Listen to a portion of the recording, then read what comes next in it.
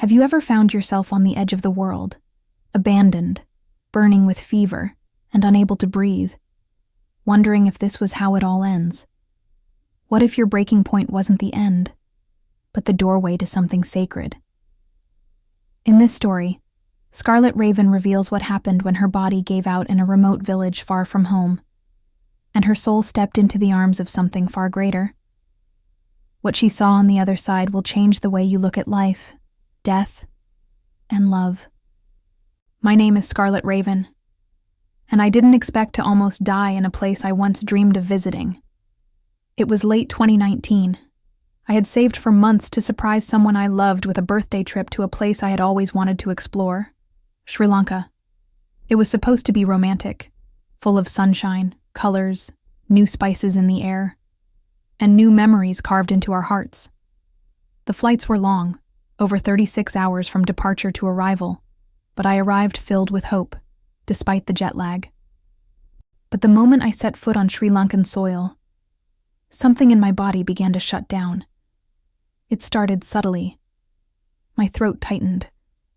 My energy vanished. I thought I was just tired from the flight, but as we rode the final hour in a small car toward our remote hotel, tucked away in a gorgeous but isolated village, it got worse. Much worse. By the time we arrived, it was barely 9 a.m., and I could barely keep myself standing. The plan was to stay awake and explore, but my body wouldn't cooperate.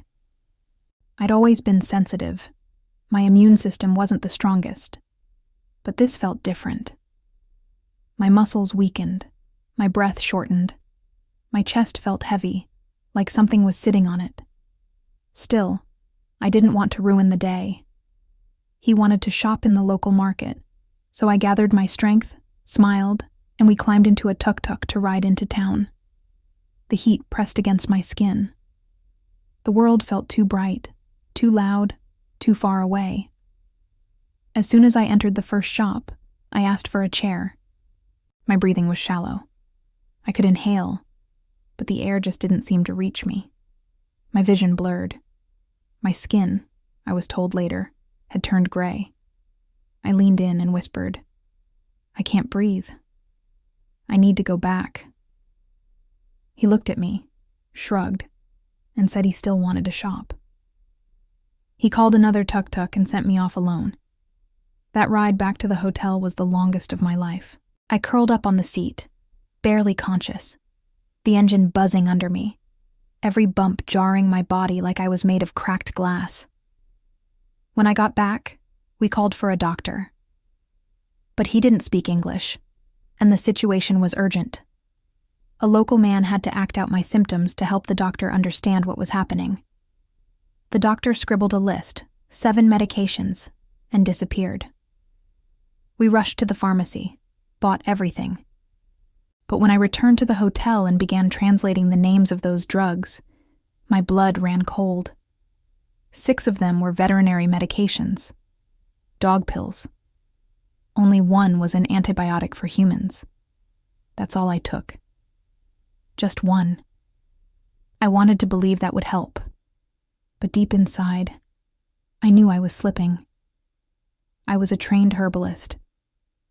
Normally, I'd never travel without my natural remedies. But Sri Lanka had strict laws, and I hadn't packed any of my formulas, not a single tincture. I was helpless, with nothing to lean on but blind hope. In agony, I begged him, "Please, just go back to the pharmacy. Get me something for the pain. Anything. Ibuprofen. I can't take this anymore." He nodded and left. Then darkness came. I don't know how long I was unconscious, but I remember waking up when he walked in. My fever was still sky high. My lips were dry. My hands were trembling. But a small part of me lit up. Maybe, just maybe, he brought the medicine. With the last ounce of strength in my body, I asked, "Did you get it?" He looked at me and said, "Oh, I forgot." That was the moment something inside me shattered. Not just because I was sick, but because I suddenly saw him, saw us, for what it truly was. The illusion of romance, the fantasy of partnership. All of it crumbled like ash in my hands. I had spent my time, my heart, my soul on someone who, in my darkest hour, couldn't even bring me pain relief. And that perhaps was the worst pain of all. There's something deeply human about being cared for when you're ill. A warm hand, a bowl of soup, someone brushing your hair from your face. But in that room, I was invisible. I wasn't just physically breaking. I was emotionally breaking, spiritually unraveling. I lay on that bed, alone, defeated. My chest burned, my lungs fought for air, and my soul ached in places I didn't even know existed. I closed my eyes, not to sleep, but because it was the only way to survive the moment. And then, something inside me cracked open. A soundless scream tore through my being. I had reached the edge of all things, body, heart, and spirit. I was done. I whispered to the silence, "If this is how it ends, if this is your plan, take me now, God. I can't carry this anymore." And that dear soul watching this is when everything began to change. If this story touched your heart, don't forget to subscribe, comment your city, and type Amen to receive a prayer. It didn't feel like falling. It felt like dissolving. The moment I whispered those words, "Take me now, God," something shifted. The pain didn't stop. It disappeared. 1 second, I was lying in a fever-soaked bed in a remote hotel room, skin burning, lungs gasping. The next, I wasn't there at all. Not in the way you might imagine. I wasn't hovering over my body, watching myself sleep. I was gone, completely unbound. There was no ceiling, no walls, no room, no me, as I had always known myself. Only awareness, only presence, only light. But it wasn't white, sterile light. It was warm, golden, almost fluid in nature, as if sunlight had learned to breathe. I felt as though I had entered into the very breath of the universe. A vast, pulsing field of light that wasn't just around me. It was me. I had no body, but I wasn't afraid. I had no breath, but I wasn't suffocating. There was no fear, no pain, no gravity, only peace. A silence so full that it sang. The colors shimmered like soft veils of honey and pearl, moving slowly around me like a living ocean. They didn't speak with words, but I understood them. They comforted me. They held me. It was as if every color had a voice, subtle, loving, familiar. Somewhere in this dimensionless realm, I began to feel known. Every cell of my soul was being seen, not judged, not measured, just gently embraced by something that remembered me more deeply than I had ever remembered myself. The closest word I can offer is home, but even that falls short. I floated, or maybe I was still, inside this radiant presence. There were no questions, no clocks, no direction. Just an all-encompassing awareness of being held by something beyond time. And in that awareness, there was love. Not romantic love, not the kind I had been chasing all my life, but pure, infinite, overwhelming love. The kind that made every tear I had ever cried feel like it had been caught in someone's hands. I felt the love of God, not as a distant concept, not as a word from a sacred book, not as a whispered prayer in desperation, but as a force, a presence, a reality so enormous and so gentle that it made every atom of my being weep with gratitude. And for the first time in my life, I knew I was safe. There was a moment, outside of time, when I became aware of other lights near me, souls, consciousnesses, beings. They weren't shaped like people, but I could feel them. Some of them felt familiar, like ancestors or friends I had forgotten. Others were entirely unknown to me in this life, but somehow I loved them instantly. There was no separation. We were all part of the same current, the same great wave of divine presence, and I remember thinking, how could I have ever feared death when this is what waits for us? The contrast was so immense, from the cold emptiness I'd felt in that hotel room, to this fullness, this warmth, this absolute union with something higher. I didn't want to go back. The thought of returning to my old life, my old pain, that lonely bed, it seemed impossible. Why would I leave this behind? But even as I floated in that eternal now, I could feel something stirring. A soft movement, a whisper perhaps, a ripple in the light, a voice, not heard with ears, but known in the marrow of my soul, began to speak. It wasn't male or female. It was everything. A sacred frequency that passed through me and lit up every corner of who I was. It said no words at first, only a sense of deep recognition, like a reunion I'd waited lifetimes for. Then came the first message. You were never alone. That truth hit me like thunder wrapped in velvet. I saw memories, moments when I cried as a child, when I knelt in the dark begging for help, when I felt abandoned and forgotten.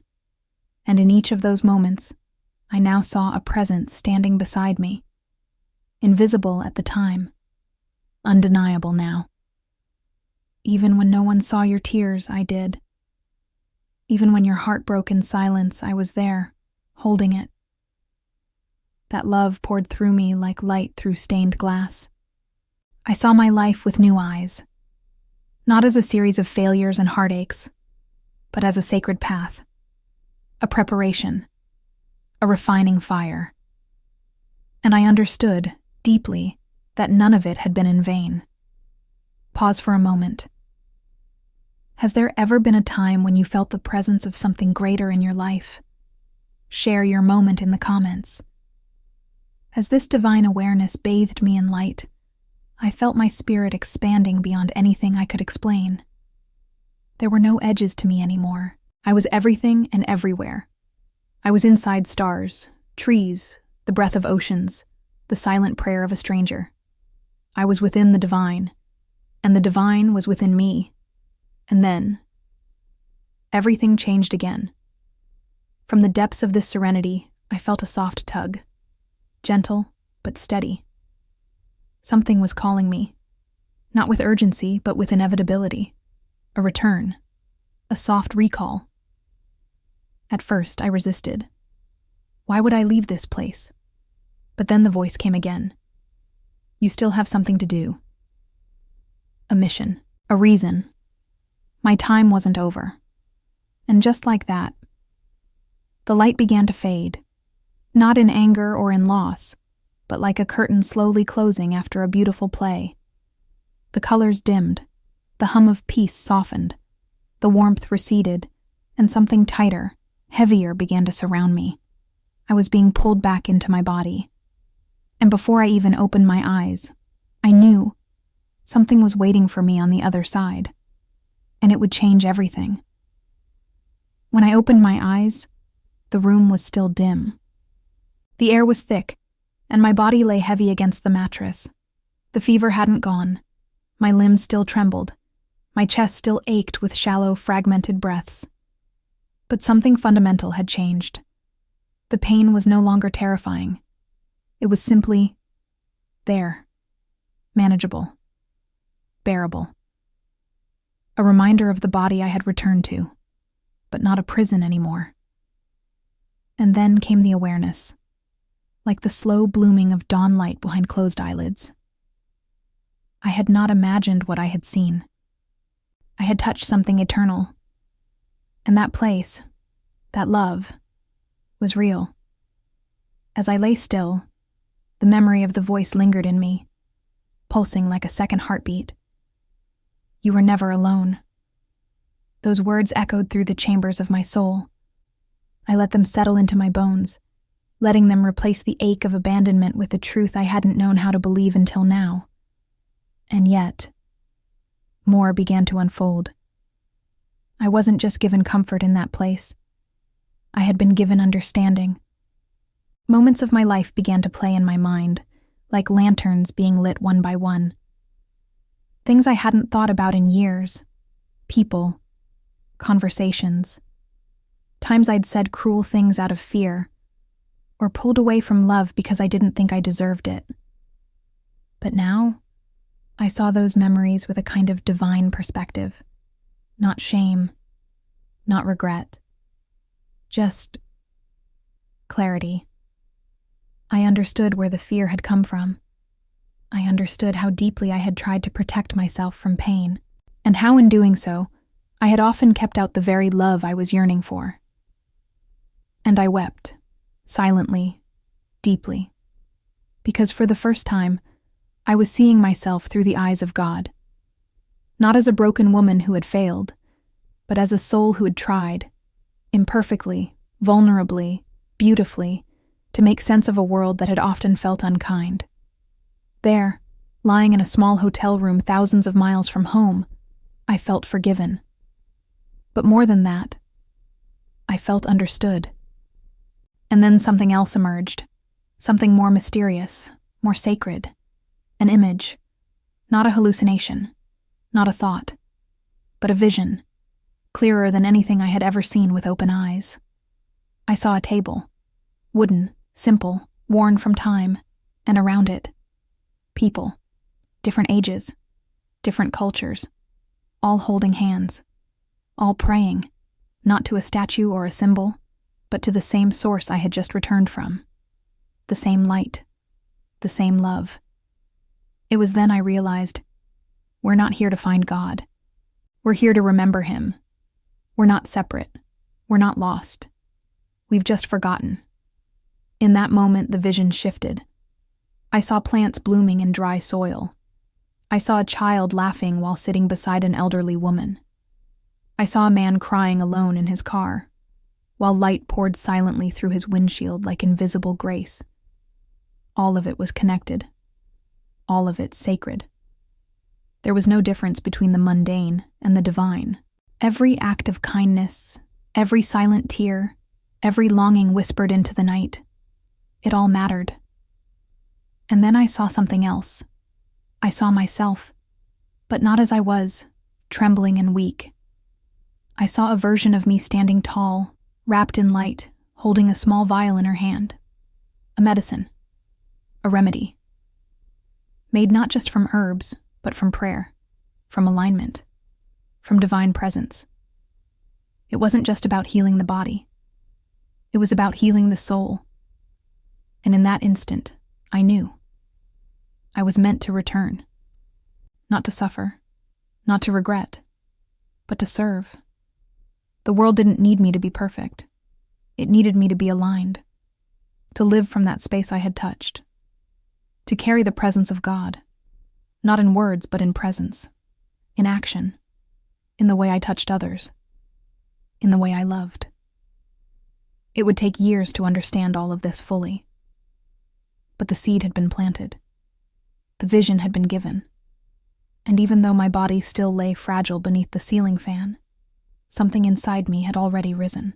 Because once you've tasted that kind of love, you can never live the same way again. I didn't know how I would rebuild my life. I didn't know how to explain what had happened. But I knew this. The path ahead would not be mine alone to walk. And very soon, that path would begin to unfold in the most unexpected way. The journey back was not a sudden snap into consciousness. It was gradual, like waking from the most sacred dream of your life, one you don't want to leave behind. The fever still simmered beneath my skin. My throat still ached, and my breath came in shallow waves. But the fear was gone. What remained was a quiet strength, a knowing. Not just that I had survived, but that I had been remade. For days after, I barely spoke.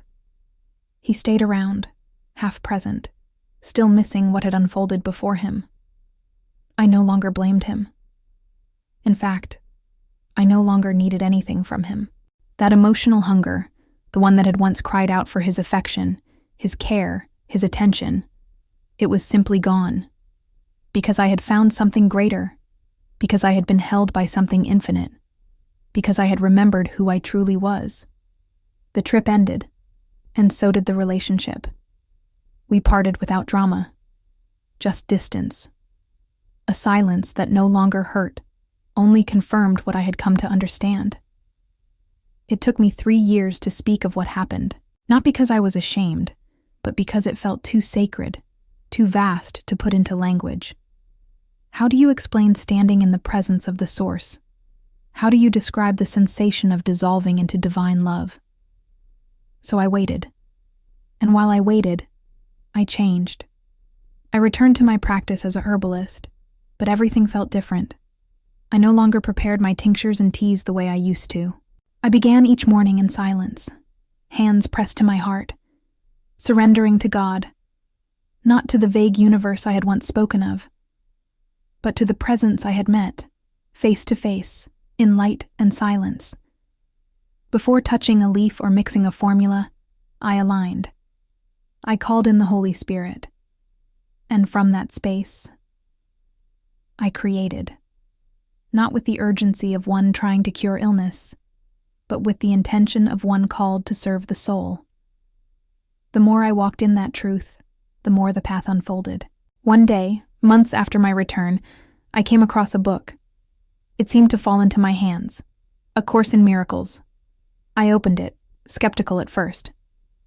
But as I read the first lines, I felt it. That same presence, that same vibration of truth.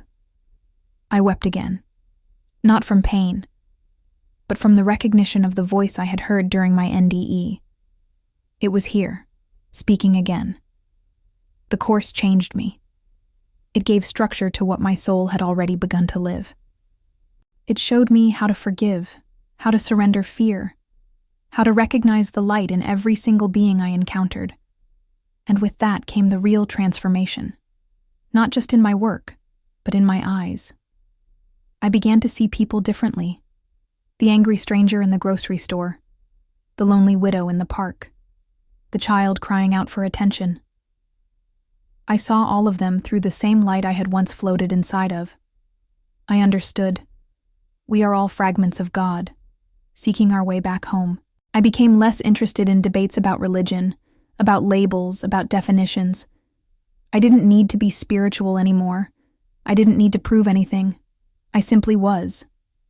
And from that place, I began to speak softly, pray often, and listen deeply. I started writing blessings on slips of paper and hiding them inside the boxes of my remedies. I would whisper prayers into each bottle. May whoever receives this feel loved. May they remember who they are. Because that was the lesson I had carried back. Love is the only thing that's real. Everything else is dust in the wind. Today, years after that night in Sri Lanka, I walk differently. Not faster, not stronger, but lighter. I no longer fear breaking because I've learned some things must break for the light to come in. And if I could offer anything to you, anything at all, it would be this. Don't wait for a crisis to remember who you are. Don't wait for the world to fall apart before you choose to love. Don't wait to be seen. See others. Love them. Forgive them. Embrace your path. And let go. Because even when no one else shows up, even when the world turns silent, God is closer than your breath, and the light you're searching for has always been waiting inside you. All it needs is your surrender. If you felt this message in your soul, like this video and comment your name, your city, and type Amen to be included in our next prayer.